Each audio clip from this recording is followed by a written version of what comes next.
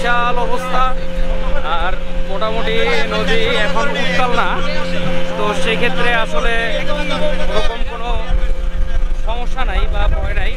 তবে স্পিডবোট যেহেতু এটা স্টিলের, তো সেক্ষেত্রে বাতাসের ঢেউটা যখন আসে, এই ঢেউয়ের সাথে যখনই সে মানে ঢেউয়ের উপরে পড়তেছে, তখনই একটা কম্পন সৃষ্টি হয়, আর তখনই একটু ভয় লাগে। আর প্রতি সেকেন্ডে মনে হয় 4 থেকে 5 বার করে এরকম ঢেউয়ের সাথে আমরা বাড়ি খাচ্ছি।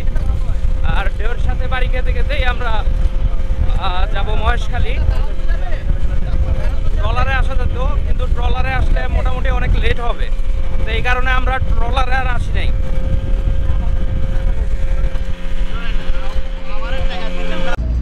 তো এখন এটা হচ্ছে লোকাল ঘাট মহেশখালীর, আর আমরা যাব আদিনাথ মন্দিরের আরেকটা ঘাট আছে, আমরা ওইটাতেই সরাসরি চলে যাব।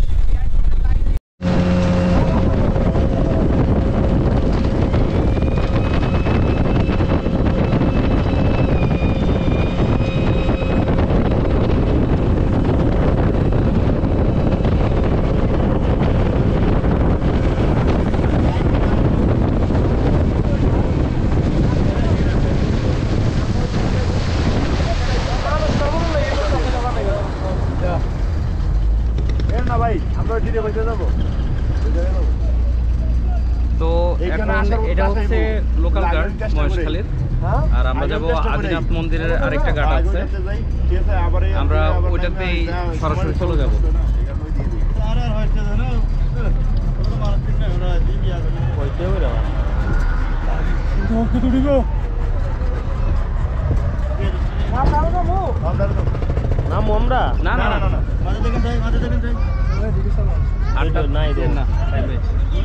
হাত ইয়ে করেন না, পিছনে